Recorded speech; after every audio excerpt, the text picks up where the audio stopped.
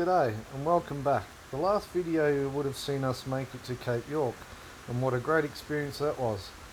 Since then we made our way back to Cairns. While we were there we stopped at the car wash that had a caravan bay and gave everything a good wash, stocked up on some supplies, and then we had to work out what we were going to do next. Because we stayed in caravan parks on the way up to Cairns, we decided it was time to get some free camping in. From what we have heard, we went and checked out Notch Point and it did not let us down. We had an amazing time there. I would say getting in there is a bit of a challenge, but very doable. You just need to take it easy and keep an eye on your mirrors and take your turns a little bit wider and make sure you miss the trees. There are a few sandy sections, but we did not have any trouble making it through. When you get to the camping spots, I would say there'd be three options. First is the bay area, which is a good spot to camp if there is wind predicted, and that's where we stayed.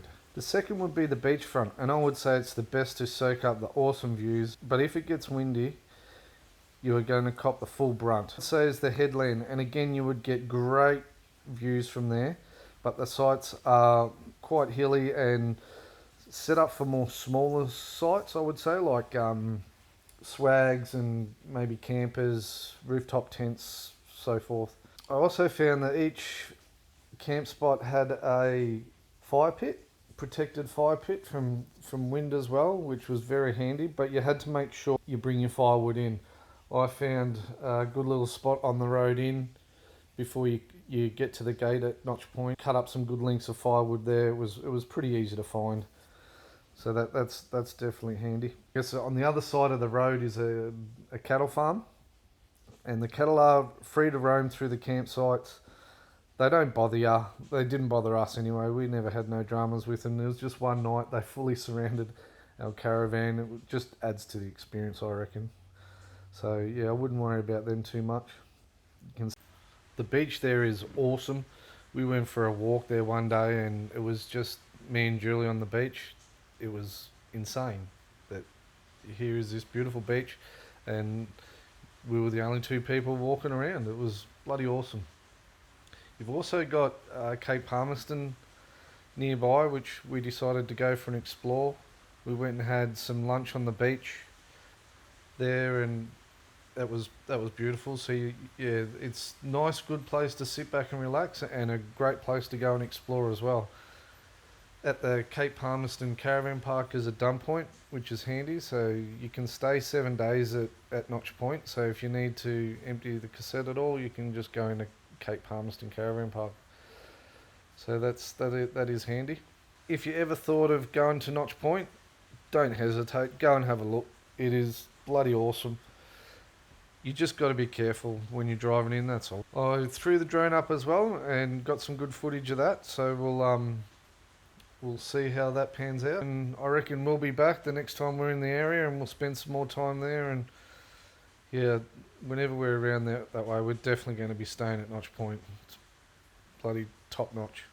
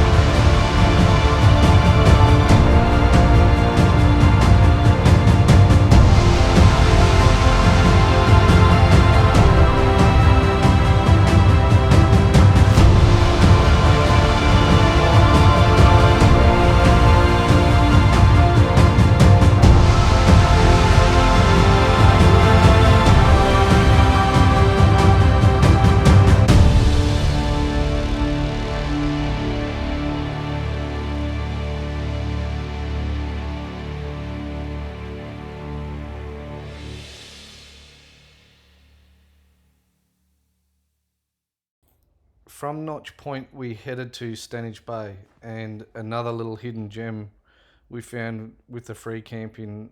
There's not a lot in Stanage Bay. General store, pub, fuel, little fishing village, really. It's definitely pointed out for the fishermen, but for us it was just to go there, check out the free camps.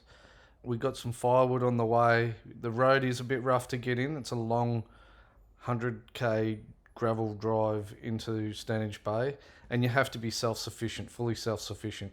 You have to have your water and your toilet. There's no dump points, there's nowhere to collect the water, but beautiful. Look at the beaches, that nice orange sand, aqua water. Definitely put Stanage Bay on your list. It is bloody beautiful. Go for a bit of a tour around, check out all the different beaches. It is stunning. We really love Stanage Bay. Would we go back? Possibly, but just the drive in, it is a fair drive in, so it makes it a little bit hard, but yeah, if you're around the area, go check it out.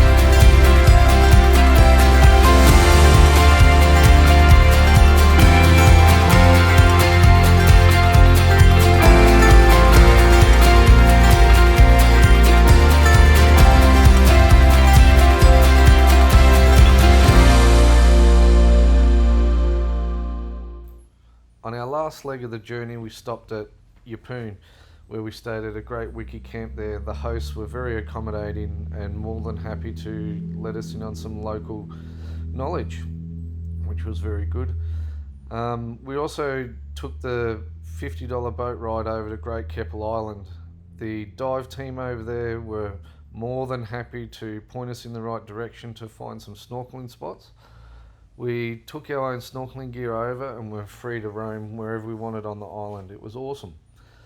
It's no hardy reef, but I found an awesome place to go snorkeling. There was plenty of fish, a couple of stingrays, and I even found a good couple of coral patches. And like, I'm no big snorkeler, but I think I found myself a new little hobby. It's a lot of fun.